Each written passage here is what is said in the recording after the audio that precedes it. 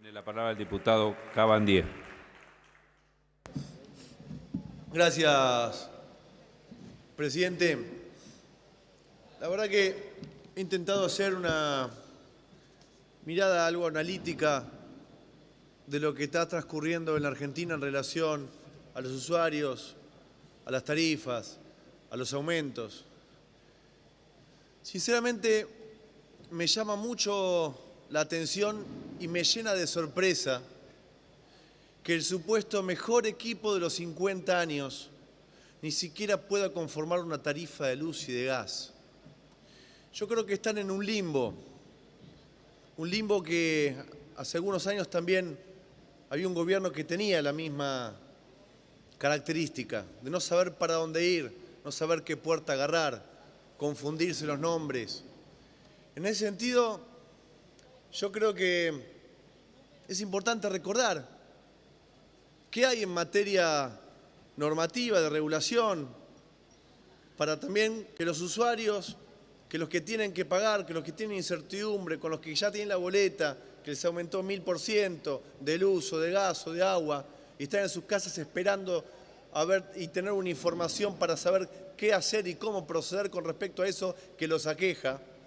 Hay que dejarles bien claro a toda la ciudadanía que el artículo 42 de la Constitución Nacional los protege y que además insta a las autoridades a la protección de esos derechos que están consagrados en ese mismo artículo. Y ahí es cuando uno tiene que tratar de echar luz desde nuestra posición acerca de cuál es la intención del macrismo con esto de la audiencia pública.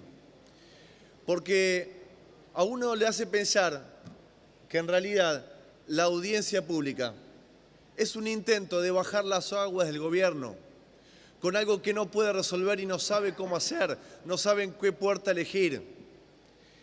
Y ahí es cuando nosotros tenemos que decirle a la ciudadanía que esa audiencia pública en realidad es un chupetín de plástico, porque es meramente informativa, como declaró Aranguren, porque no busca la participación y porque además una audiencia pública con un problema que es global en nuestra Argentina, que es agregado, que le pertenece a los 40 millones de argentinos, no puede desarrollarse solamente en la ciudad autónoma de Buenos Aires. Esa audiencia pública tiene que desarrollarse en cada una de las provincias de nuestro territorio nacional, cada una de las provincias que tiene usuarios afectados por luz o por gas.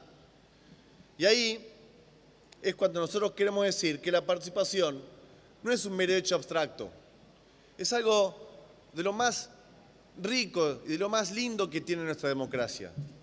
Por eso, cuando hablamos de aumento de tarifa o de tarifazos, no estamos hablando de algo abstracto.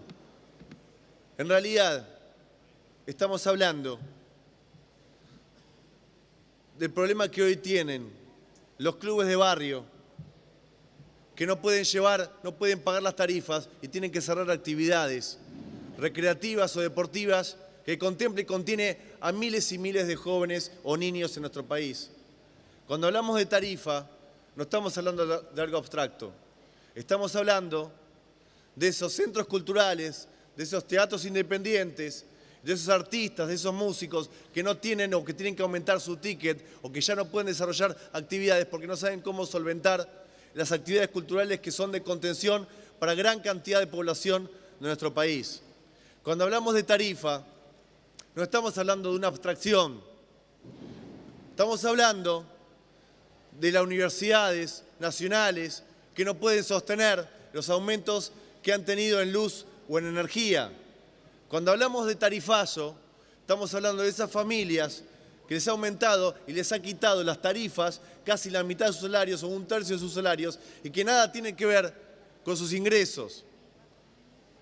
Y en ese sentido, presidente, no tengo la menor duda de que nos encontramos ante el presidente más insensible de la historia democrática, de que tenemos un presidente que en realidad, si uno estudia y uno analiza lo que ha sucedido, ha cometido un fraude electoral.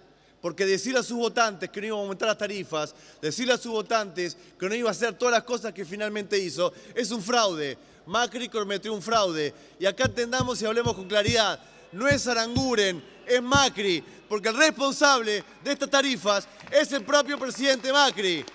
Y ya lo hemos escuchado a Macri admirar a Cacciatore. Lo que no sabíamos es que admira a Martínez de Oz y eso lo repudiamos.